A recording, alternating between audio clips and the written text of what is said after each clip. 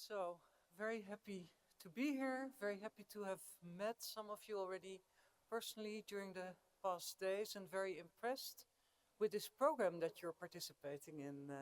So let me tell you a little bit about what we know also from the research that me and my colleagues have done on what it means to have a career in science, to begin a career in science, and what are issues that men and women encounter in their science careers. Yeah. Yeah. So one of the things you can examine actually in scientific research is what produces exceptionally high achievement. And here's journalist Malcolm Gladwell, who have collected a lot of this evidence together with personal stories of people who are being very successful. And one of the conclusions is that it's not just about talent. There are also other very important things that you need in order to become successful. And Professor John's presentation also made that very clear. It's not just about talent, it's also about practice. It's also about opportunity, and it's also about support. And you need all these things to become a high achiever. So if you are curious about your career and how to develop your career, there are several questions that you need to consider. You need to understand what indicates talent. You need to find out where to get practice. You need to be able to find and recognize opportunities. And you need to know when you need to seek support. And the picture that I brought you, it's a little statue. It stands in front of the New York Stock Exchange.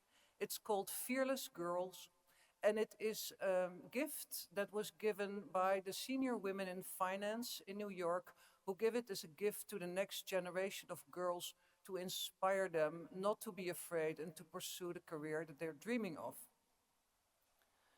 So what indicates talent? And in the introduction of Professor Hege, it was already clear that one of the things that I've been surprised about in my own career is when you look at the role models that you get, when you look at what is depicted in historical university buildings, you always get the image that this is the image of academic success.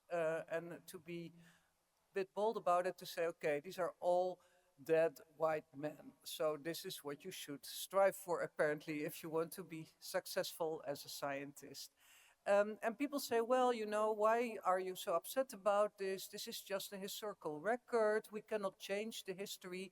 But you can also think, yeah, but what is the vision if you're starting your career as an academic, when you're starting your career as a young woman, as somebody who is perhaps not white-skinned? What is the vision? What is the example that you're getting? What's the vision of talent and of success?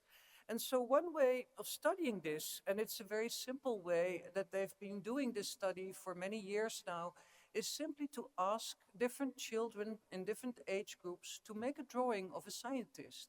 And what you can examine is what do they draw? What is their image of a scientist?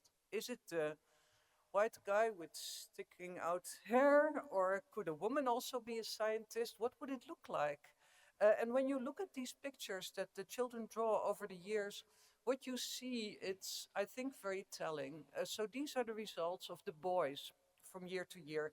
And what you see that over the decades, the boys overwhelmingly draw pictures of male scientists. This is what their vision is of a scientist. And also when you look at different age groups, as they become older during the education in high school, they are more likely to draw a picture of a man. When you look at the girls' drawings, I think it's on the one hand a hopeful picture, on the other hand it's a disturbing picture, because what we see is that over the years more girls are likely to say, no, a scientist can also look like a girl, a scientist can also look like a woman. So this seems to be a hopeful development, that girls recognize that science could be something for them as well.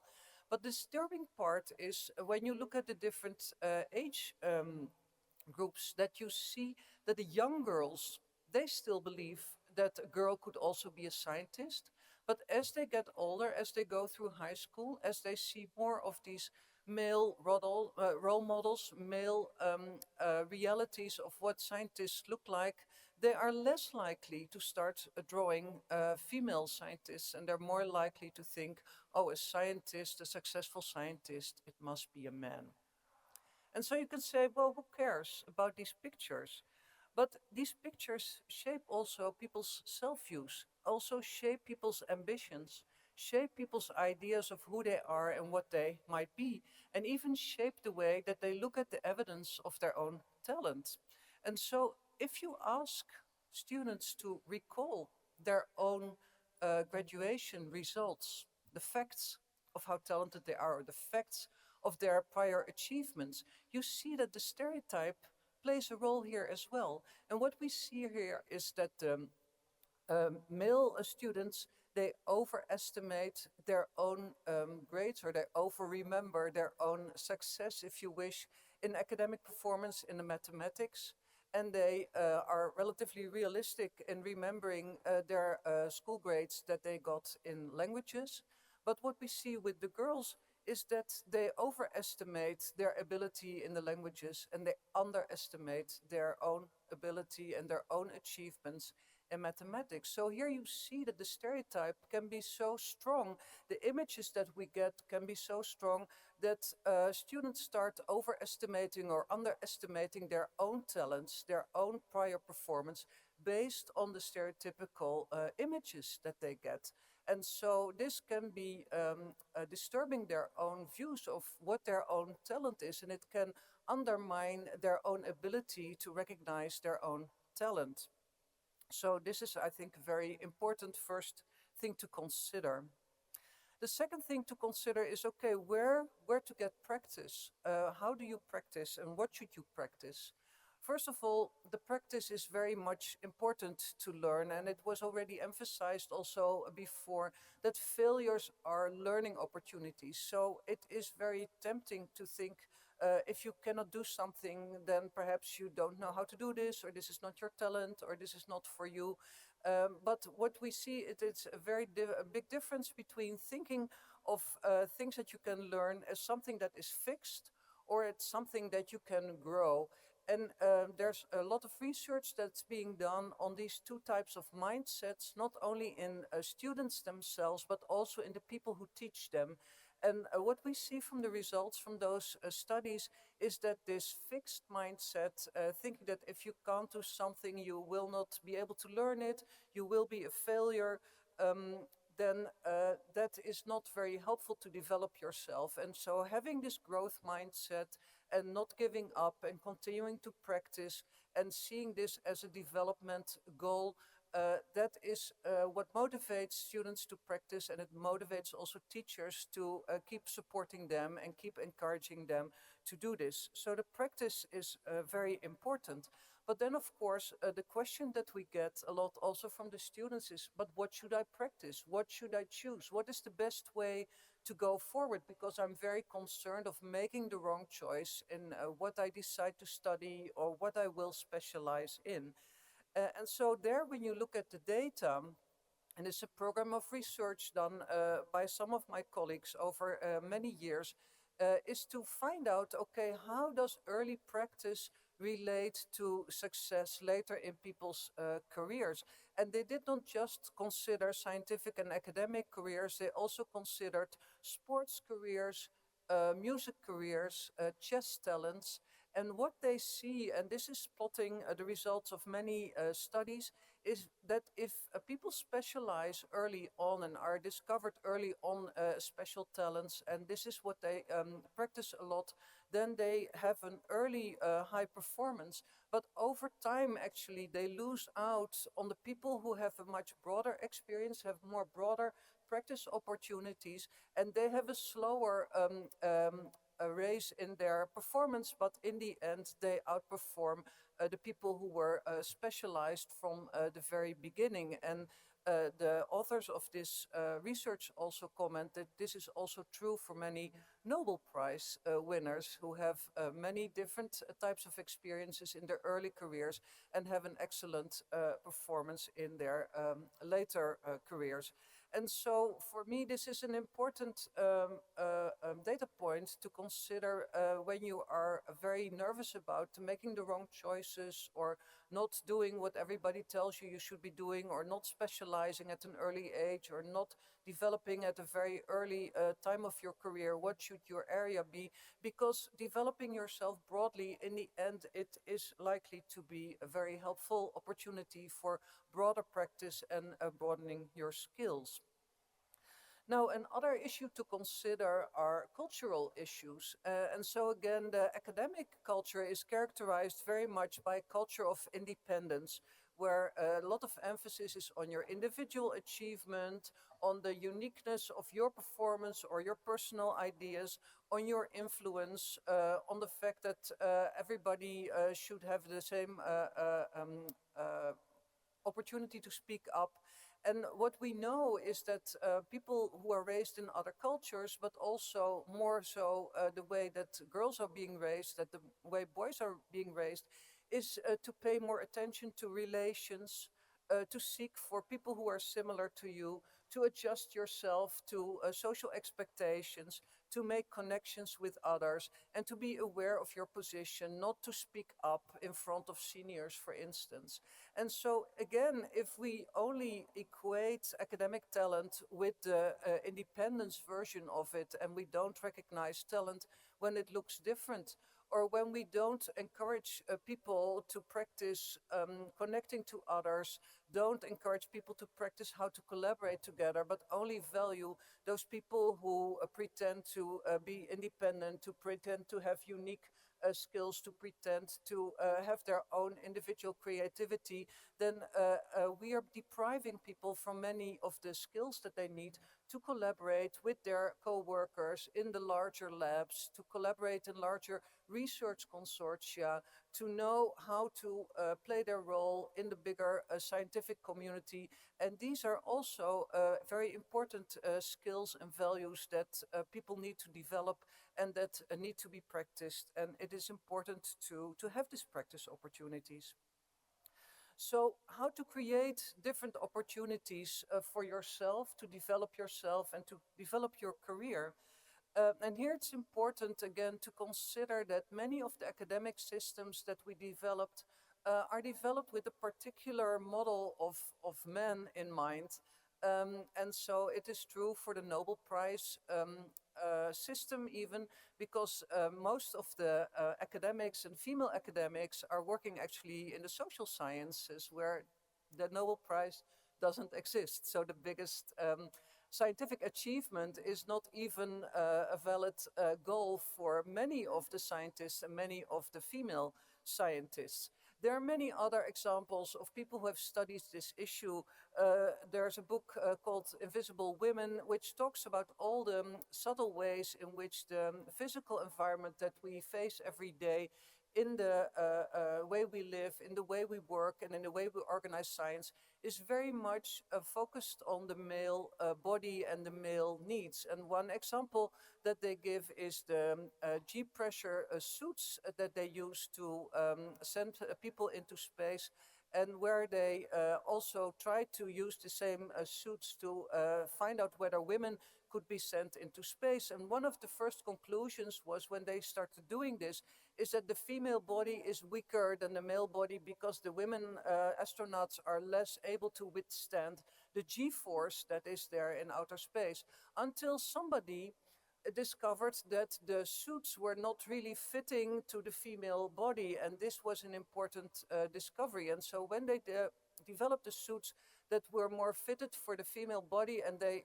retested the same thing, they discovered that actually the female body was better able to withstand the G-force than the male body if they would just have an appropriate suit.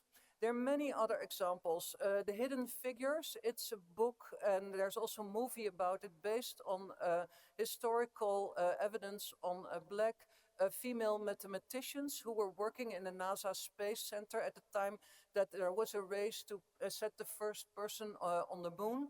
And in the movie, you see the difficulties that they encounter. And one of the difficulties is that at the time there was segregation also in many different ways. And one of the ways in which it was done was there were separate bathrooms for black people and for white people. And so these female mathematicians, they were invited to work due to their mathematical skills in the building where most of the people were white. And so they could not go to the bathroom in the building where they were working. They had to go in a different building to be able to go to the bathroom. And the supervisor who was supervising them, they didn't notice, they were not even aware of this difficulty that they had to overcome. And so at some point they said, well, why are you always leaving the work and you're staying away for such a long time? And what are you doing? And she said, well, we cannot go to the bathroom in this building. We have to go to another building to go to the bathroom. And the male colleagues and the white colleagues, they never realized this difficulty. So in the movie, this guy takes up a big hammer and he goes to the bathroom and he hammers down the sign saying, this is for white people only. And so when you talk about the difficulties that people who don't fit the standard model, they encounter in their careers, it is perhaps not so much the glass ceiling. It's not so much that people say, oh, you know, when you are a woman or when you are not white, you cannot be successful. But Alice Eagley, one of the researchers of gender stereotypes, she says it's more like a labyrinth. So if you're a white man, the system is designed for you. The way is straight. You know exactly where to go. You just follow everybody else and you do what they do, and this is what you need to do. If you don't fit that standard model, it's more of a labyrinth. It's not impossible, but you have to search, you have to try. Nobody can tell you what to do. Nobody has an example for you. And so it's much more difficult to find the opportunities. And so one of my favorite people talking about this is Neil deGrasse Tyson. And so he is a very famous astrophysicist. He also does a lot of work in educating young people about science. And he was on a conference, a scientific conference, and he was in a panel like this on the podium, standing with a number of his colleagues, all men in the speakers' seats. And there was the audience also filled with young women, partly. And so one of them raised their hand and said, why are there only men on the speaker stage and there's so many women in the room? And all these men, they just looked at each other and they thought, oh, this is a stupid, non-scientific question. We don't know what to do with this. And then Neil raised his hand and he said, I'm willing to take this question. Because he said, I'm not a woman, but I've been black all my life. And it's a very similar experience. And then he tells a story, and you can find it online. It's a YouTube video. I think it's very inspirational. He says he was a little boy, and he was taken to the Hayden Planetarium in New York by his parents. And he was so excited about the planetarium and the stars. And that time, he remembers it very well. He said, I want to be an astrophysicist. This is what I want. This is my dream. And then he went to school, and then the teachers would say, oh, what do you want to be when you grow up? And said, I want to be an astrophysicist. And the teachers said, and they looked at him and they said, no, perhaps you want to be a basketball player, or perhaps you want to be a musician. And he said, no, I want to be an astrophysicist. I don't want to play music. I don't want to be a basketball player. Because these were the visions that people had in mind when they looked at this little black boy. And so he persisted. And in the end, he became the director of that same Hayden Planetarium. But he said every step of the way, he had to walk the path of the greatest resistance. And again, it's not impossible, but it's not so easy. And so it is important to be aware as a student, but also as a teacher and also as a mentor, of the impact of images and of stereotypes and of other people's expectations. And so here's a picture I made of Albert Einstein. He's on the campus of Princeton University. And so this is, of course, the image of success that many scientists have. But again, it's a white man with hair sticking up. And so what does that do to girls, for instance, who want to be mathematicians? Well, what we see is that only because of the stereotype, the parents already expect the girls to be less good at maths than they expect their boys to be. Then when we look at the teachers and how they evaluate the actual school performance of girls and boys, then if the boys perform well, they say, oh, look, here's somebody with a great talent for mathematics. If a girl performs equally well, they say, oh, she's not really talented, but she must have worked really hard, but it's not the real deal. And then when you look at those girls themselves, when they're interested in mathematics at a young age, they also have this stereotype about what it means to be a mathematician, what kind of life will you have, what will your colleagues be looking like. And then after a time, they decide, I'm not so interested in mathematics anymore, I'm not so motivated anymore, I'm not going to apply for a mathematics program. And so what we see is less girls in these hard sciences. Even if they're students, they're likely to be less successful in their careers. And we say, oh, they're not so talented. Oh, they're not so motivated. Oh, it is not for girls. And what we neglect and what we ignore are all the stereotypical images, all the social forces, all the invisible barriers that these women need to overcome, which have nothing to do with themselves or their talent, but have everything to do with the environment. So it's very important for everybody in everybody's careers to seek support, but it's more important even for those who are in a minority compared to the people who work in the field where they want to work. And here I brought you pictures of two pictures of the Mexican artist Frida Kahlo, where she depicts herself once on the left as a woman in the traditional Mexican dress, and once as a man wearing the suit of her partner Diego Rivera and cut off her hair. Because she imagines in this picture what it would be like her life if she were a man. And this is also something I've imagined myself many times, what it would be like to be a man and what more easy would my life be in many ways.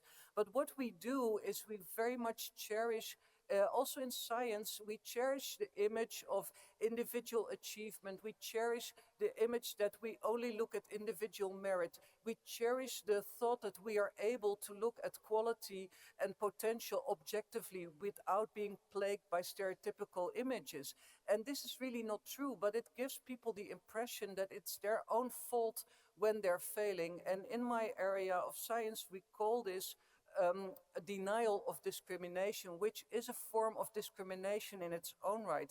Because if we tell everybody that you all have the same opportunities, and then some people turn out to be less successful than others, then everybody, including themselves, are going to think, well, I must not be good enough, I must not be smart enough, I didn't work hard enough, or probably I made the wrong life choices, and we give it as their individual problem, while it is more of a system problem. So what we know from, again, other studies that have been done also in the United States about minority scholars versus scholars who were belonging to the majority group, is that it's not just about individual talent, it's also a lot about support people get. And again, the people who are in the privileged group, they get a lot of support, but it's not always visible, not to themselves and not to others. So their parents perhaps already know what to do to qualify to a good school, or their family is rich enough to say, even if you get a study loan, if you are not able to pay it back, we will support you. Or when you graduate, you know somebody who can help you make an introduction for your first job. And it all looks like it's individual merit, but there's a lot of invisible support going on there. And if you don't have these sources of support and you are not as successful, you think it must be your personal failure. But it's important to realize that these people get support, they get invisible support, and everybody needs this type of support. It's not just your performance, it's also your network, it's also who is able to help you and who's able to support you, and everybody needs that, including the people who you think they're doing it by themselves. And of course, this whole program that you're following, it's a huge source of support. It's a huge source of having the important networks, of gaining the self-confidence, of gaining the opportunities and the practice that you need.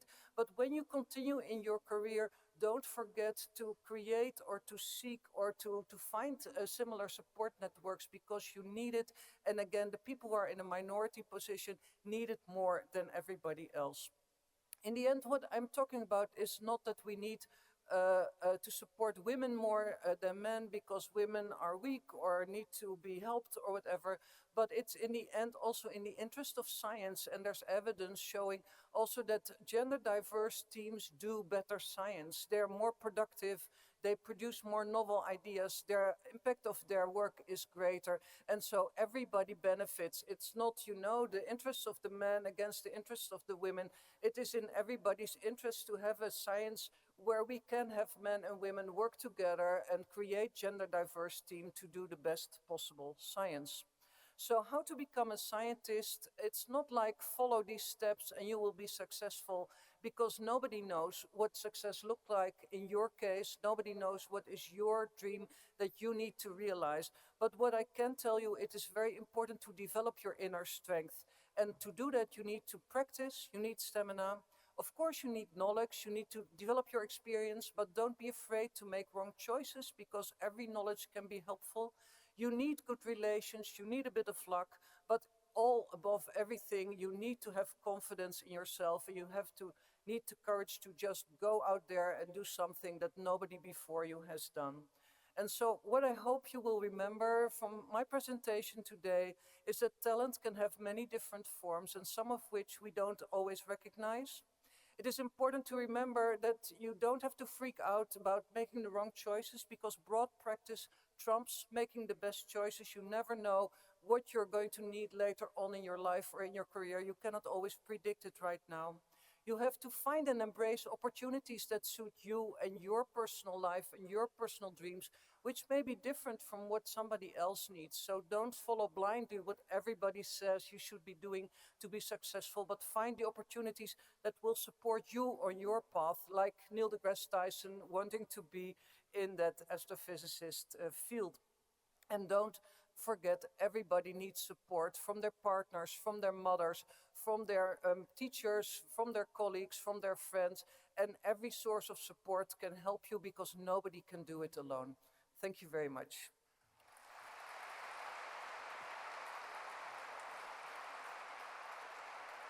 Thank you very much, Naomi. That was really a very thoughtful presentation. And now the time for questions.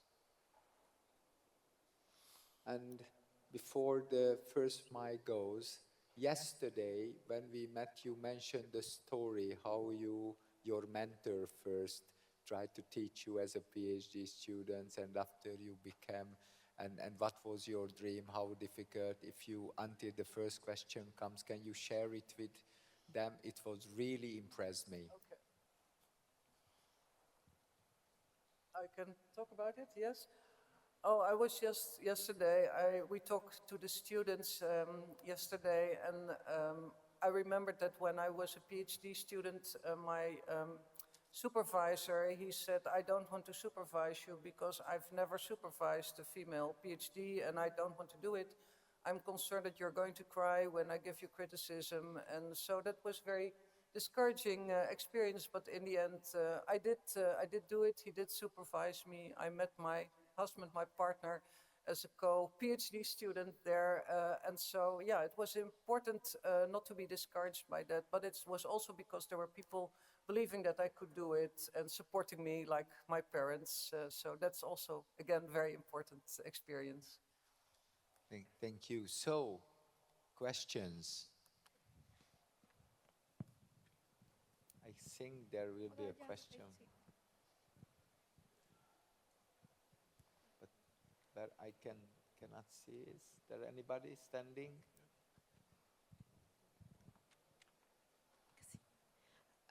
Thank you for the great presentation, and thank you for the opportunity to ask a question. My question would be, how do you recover from wrong choices without losing momentum? Well, I try to argue that it's not always so clear what is the wrong choice and what is the right choice.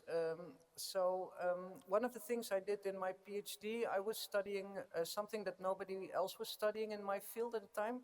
I was studying groups, interaction in groups. So I had groups of people come to the lab and interact, and I would observe them. And it was a very time-consuming way of collecting data, and all my colleagues, they were doing priming studies and online self-report surveys, and in no time they had 6 data sets, and they published in the highest level journal in my field, and so they tried to convince me that I'd made the wrong choice in studying groups and making such elaborate experiments. And then a few years later, actually, the tone in the field was shifting, and they said, well, we're not so interested in this priming stuff anymore. Actually, what we need to know is how groups interact with each other. And then people came to me and said, oh, how did you realize that this is what you need to study? And I said, no, I didn't realize it. Everybody told me I was making the wrong choice, but this is just, I was interested in studying this. This is what I wanted to learn. And so this is why I did it, not to achieve some goal, but to understand what was going on there. And so I think as long as you're doing what you want to do, and as long as you're examining the questions that you want to see answered, there is no wrong choice. There's also no wrong methodology, because sometimes you need to use a different methodology or new methodology, or methodology everybody says you shouldn't use it. You think, well, but if that is answering my question, then for me it is the right choice. So perhaps there is no wrong choice. You have to make the choice for the questions that interest you, for the career trajectory that fits your needs. Perhaps you don't want to be a Nobel Prize winner. Perhaps you want to have a part-time job and raise a family. Well, perhaps that's the best choice for you. You cannot listen to other people telling you what to do. It is your life. You have to make your decisions. Thank you very much. Other questions?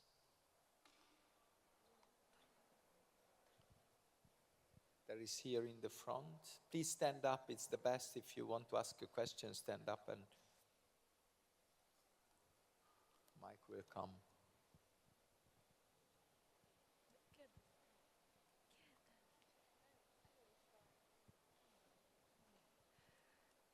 I would like to thank you also for your presentation and the opportunity to ask you a question.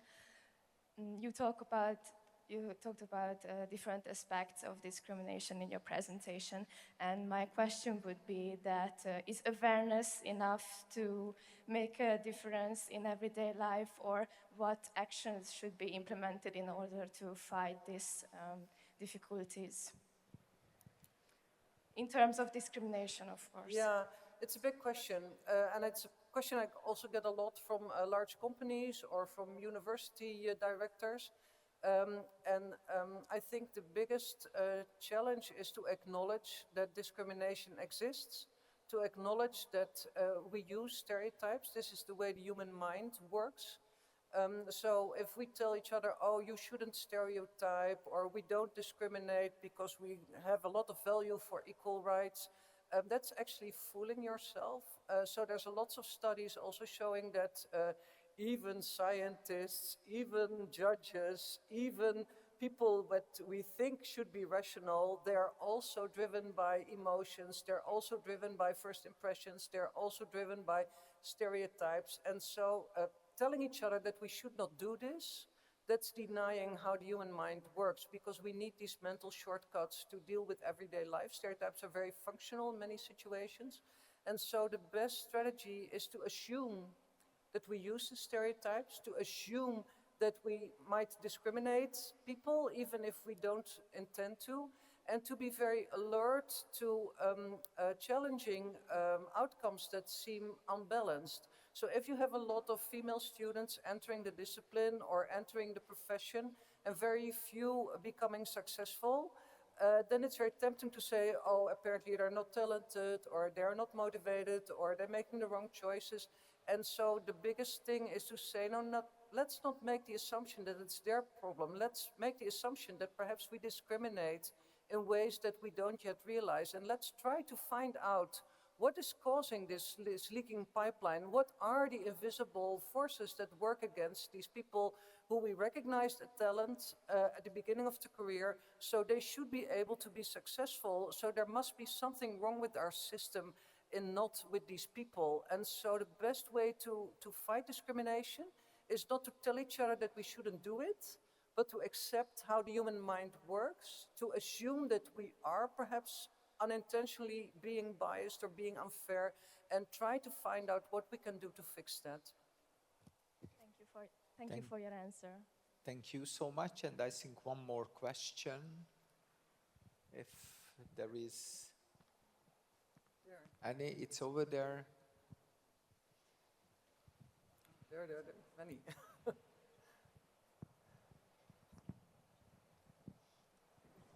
First of all, I would like to thank you for your presentation and for giving voice to many of my thoughts. My question for you would be, it's obvious that you have a lot of knowledge around this area, and how do you apply this knowledge to your life? I tried to apply it in many different ways. So before in Peter's presentation, he was making a distinction between science of discovery, science of, what was it? Translation, science of application. In my work, I try to combine all of them. So I try to do the basic science of understanding how the human mind works. I try to do the applied science of showing how it works in organizations or in academic context. And I do the activist work. So with the Athena's Angels and with the activities that we do, we talk to the policymakers, we try to support them in developing different systems. And so I think this is a very liberating way of doing science, to use the scientific knowledge to improve the world that we're living in, and to try to combine all these different phases of doing research, and to have better workplaces and better academic systems as a result of that. Thank you.